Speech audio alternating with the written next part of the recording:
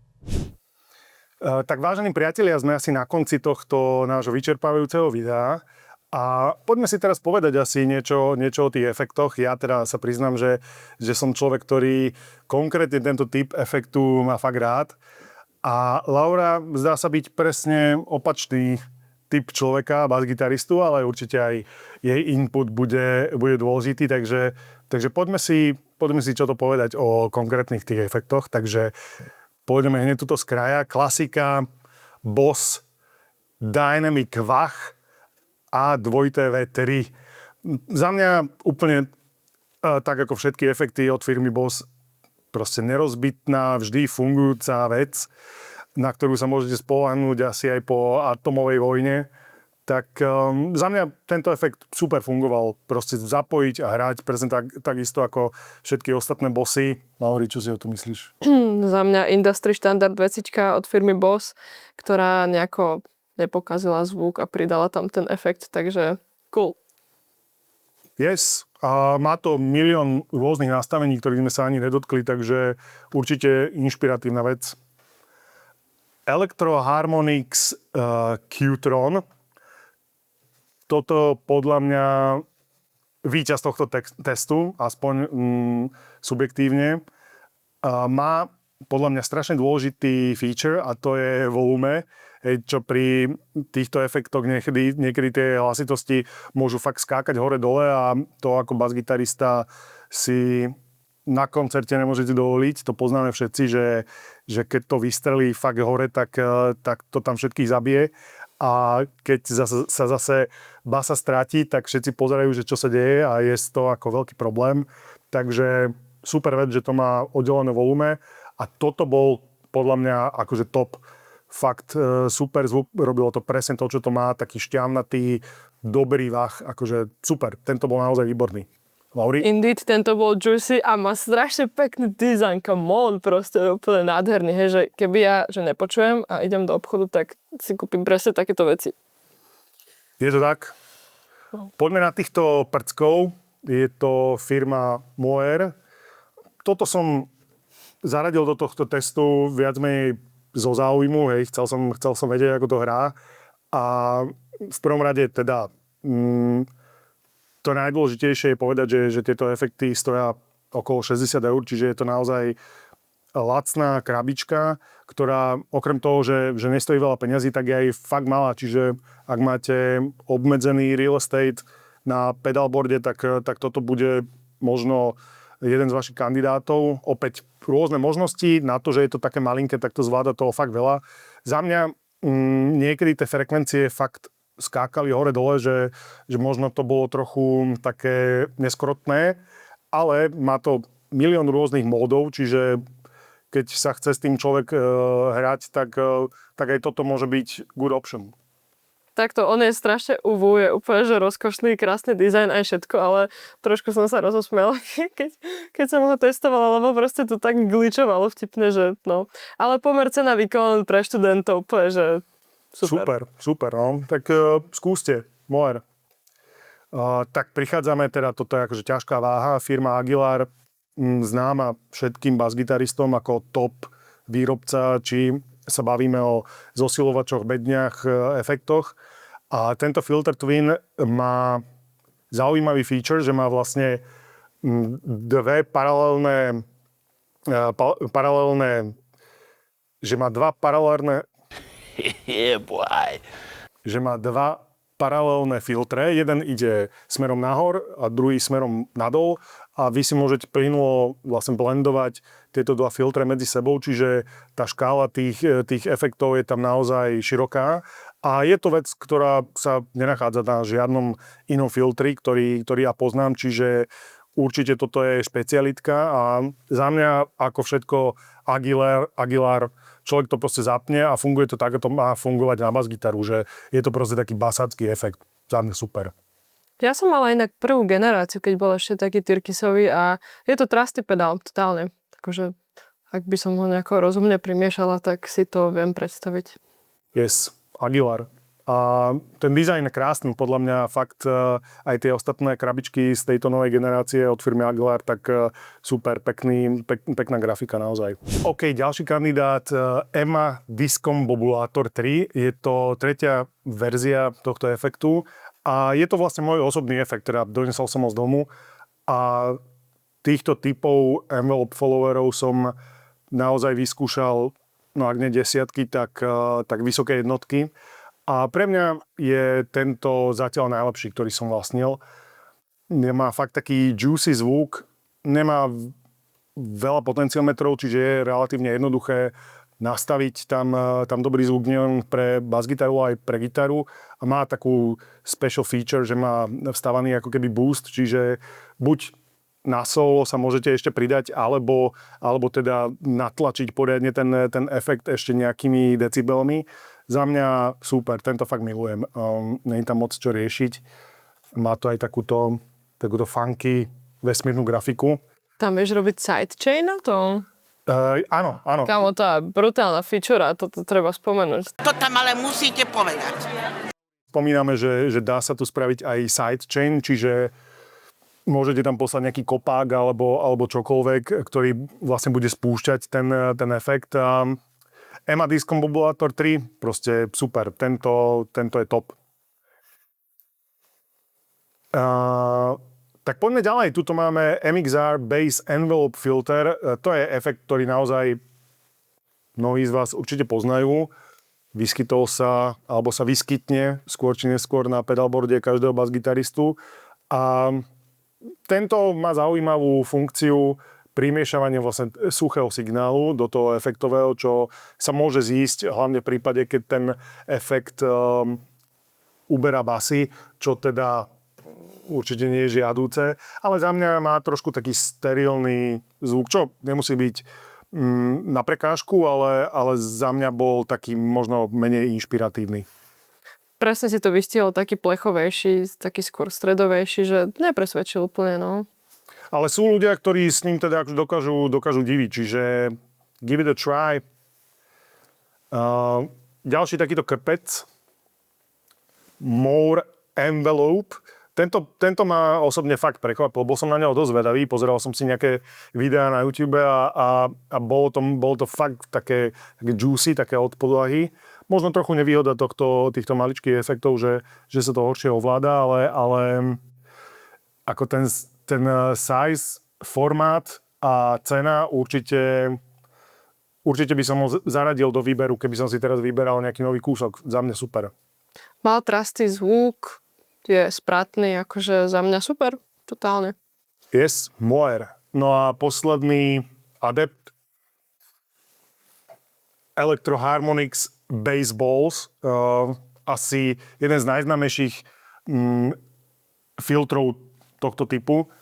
A myslím, že ho používa aj basgitarista Flea z Red Hot Chili Peppers. Nedá sa tomu teda uprieť jednoducho z toho ovládania. Hej, jeden gombík, to už menej sa asi ani nedá. Taký pre mňa, kámo. Áno. Čiže ak máte problém s ovládaním alebo s veľa gombíkmi, tak this guy bude asi pre vás, ale ako ten jeden gombík zas to veľa nenarobí, hej, že pri akomkoľvek nastavení zniel ten efekt v zásade rovnako. Má tu je tam distortion, pozor. Je tu distortion, ktorým to môžete celé trošku vytučniť, ale za mňa, ak to máte radi, tak super. Ak nie ste fanúšik toho konkrétneho zvuku, tak sa ďalej neprepracujete, lebo v zásade má to iba ten jeden zvuk. Takže OK, díky, že ste tu s nami boli a toto je iba prvá lastovička vlastne takýchto ďalšej série takýchto videí. Tak prosím vás, lajkujte, komentujte a buďte tu s nami na tejto našej ceste basgitaristickým nebom. Ďakujeme. Čaute. Čaute.